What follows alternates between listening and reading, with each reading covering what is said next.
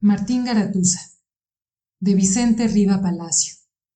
Parte 1, Los criollos, capítulo 4, a donde llevaba el padre Salazar a su hermano don Leonel. Daban el toque de ánimas en todas las iglesias. La noche estaba oscura y don Leonel, siguiendo a su hermano, caminaba sin hablar una palabra. Cada uno iba preocupado con su idea. Atravesaron gran parte de la ciudad dirigiéndose a la calle de Iztapalapa. Al principio de su viaje, encontraron muy pocos transeúntes, pero al llegar casi al final de la calle de Iztapalapa, por el lado del sur, Leonel creyó observar algunos hombres ocultos, unas veces en las cerradas puertas de las casas, recatándose, otras en las esquinas. Uno de estos hombres salió repentinamente y cruzó al lado de los dos hermanos. Don Leonel llevó por precaución la mano a la culata de uno de los pistoletes, pero aquel hombre pasó poniendo la mano en el ala de su sombrero y diciendo cortésmente: «Buenos días». Don Leonel extrañó aquel saludo en medio de la noche, pero su admiración subió al punto cuando oyó contestar a su hermano: «Dios los enviará». El hombre siguió de frente, y las sombras que inquietaban a don Leonel desaparecieron como por encanto, y la calle volvió a quedar desierta. Don Leonel hubiera de buena gana preguntado a su hermano lo que aquello significaba, pero se sentía embargado por cierta especie de respeto y de fascinación. En el negro y sombrío muro de una casa, cuyos techos se desvanecían entre las sombras de la noche, había un cuadro embutido en la pared y que representaba la imagen de Cristo en la cruz. El cuadro estaba defendido de la intemperie por una especie de alero de tejado, hecho de madera, y del centro de este alero pendía un farol con un pequeño mechero de aceite, que proyectaba un corto círculo de luz vacilante y triste. A un lado de este cuadro había una pequeña puertecilla. El padre Salazar se acercó a la puerta y dio un solo golpe, que resonó en el interior como en una bóveda. «¿Quién?», preguntó un hombre por dentro. «Uno y solo», contestó el padre Salazar. Don Leonel le tiró de la capa para hacerle notar que lo que decía no era verdad. El padre se volvió a mirarlo y se sonrió. Entonces, en la puerta, se abrió un postigo pequeño y defendido por una reja, y el ojo de un hombre, asomó escudriñando curiosamente a los que lo llamaban. «¿Tenochtitlán?», preguntó a través de la reja el portero. «Libre», contestó Salazar. El postiguillo se cerró y sonaron los cerrojos abriéndose la puerta. El padre Salazar penetró, seguido de su hermano, por un largo y estrecho corredor, cuya bóveda repetía sordamente sus pisadas. En el fondo, un farol más bien deslumbraba con su pequeño reverbero, que iluminaba el camino de los dos hermanos. Llegados al extremo de aquel corredor, tomaron a la derecha. Aquel pasillo tenía la forma de una escuadra. Una escalera escasamente iluminada los condujo al piso superior, y al llegar allí, don Leonel comenzó a escuchar un murmullo semejante al que forman muchas personas conversando. Había después de la escalera un pequeño corredor que terminaba en una gran puerta, al través de la cual se escuchaba el murmullo y se percibía la luz. El padre llamó con un golpe y de adentro le preguntaron: ¿quién? Uno, y solo, volvió a contestar el padre. Como en la puerta de la calle se abrió un postigo y se cruzaron entre el que llamó y el que abría las mismas palabras. ¿Tenochtitlán? Dijo el de adentro. Libre, contestó el de afuera. Don Leonel comprendió que todas aquellas palabras eran una contraseña. Se trataba indudablemente de una conspiración. Se abrió la puerta y los dos hermanos penetraron en un gran salón, lleno de hombres de todas clases, pero entre los que podía notarse un gran número de eclesiásticos.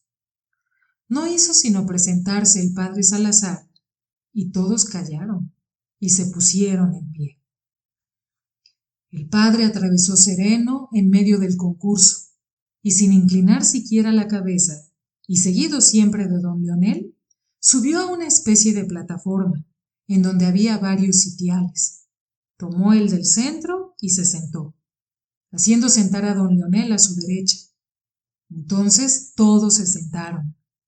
El silencio era tan profundo que podía haberse escuchado el roce de la atmósfera contra las paredes. Don Leonel comenzó entonces a examinar el aposento. Era una gran sala, casi cuadrada. Tenía en uno de los lados 3 ventanas que estaban herméticamente cerradas, pero no solo con las puertas, sino con unas paredes hechas, a lo que parecía recientemente, para evitar el que se observase algo desde afuera. Viejas colgaduras, rotas y de color indefinible, cubrían las paredes y adornaban la estancia toscos sillones forrados de cuero negro, y en los que a pesar de su vejez se advertían las señales de un blasón. Don Leonel examinaba todo con extrema curiosidad, pero de repente llamaron su atención 3 cuadros que había en el fondo de la sala. Representaban esos cuadros a 3 jóvenes, hermosas y ricamente ataviadas. Las 3 tenían entre sí una gran semejanza, y don Leonel lo atribuyó a la preocupación de su ánimo.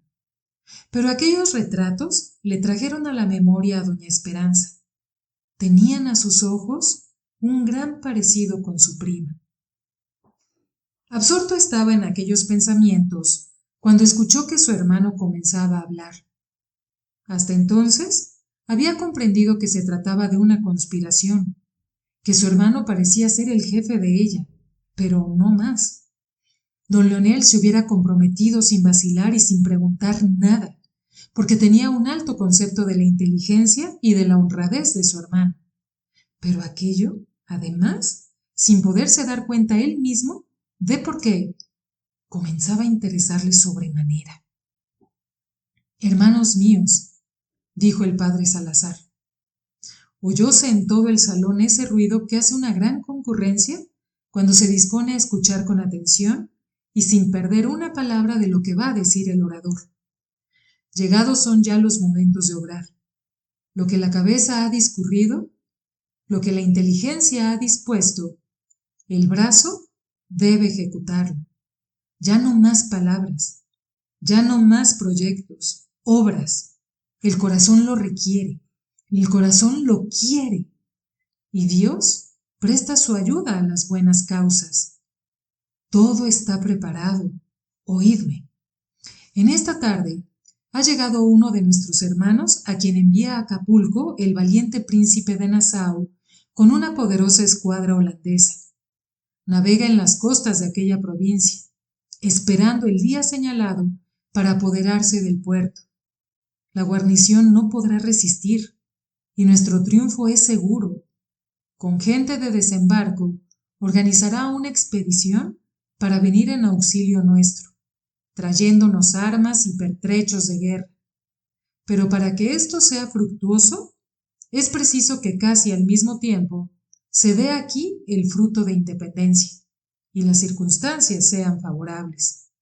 Estamos a 2 de noviembre y mañana mismo debe hacer su entrada a México el marqués de Cerralbo, nombrado virrey de la Nueva España, y a quien acompaña el inquisidor de Valladolid, don Martín Carrillo, nombrado juez pesquisidor para las causas de tumulto contra el marqués de Gelbes.